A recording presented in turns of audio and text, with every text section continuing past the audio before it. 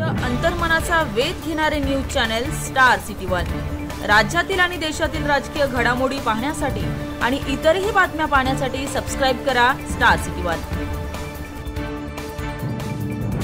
शिवसेना प्रमुखांची खोली मातोश्रीत मी जिथे राहतो तिथे वरती आहे।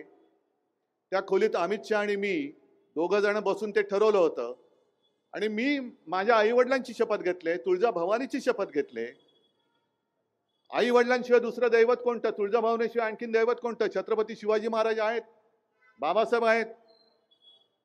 पण देवदेवतांची शपथ घेऊन मी बोललो आणि मग पुढे मी त्यांना सांगितलं की साधारणतः याच काळामध्ये म्हणजे फेब्रुवारी तो पुलवामाचा हल्ला कधी झाला होता ती तारीख असणार, त्याच अलीकडे पलीकडे अमित शाह आले होते आणि त्यांना मी सांगितलं होतं की 2.5 वर्षाचं। ते म्हणाले ठीक आहे।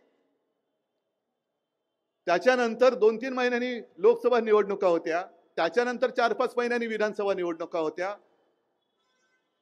त्या 4-5 महिन्याच्या काळात देवेंद्र मुख्यमंत्री होते। मला म्हणाले की उद्धवजी तुम्ही आदित्यने तोपर्यंत विधानसभा लढवण्याचा निर्णय घेतला होता, आधी लोकसभेच्या वेळेला विधानसभेचा विचारच केला नव्हता। मला देवेंद्र म्हणाले म्हणजे कसा कोपराला गुळ लावतात ते बघा।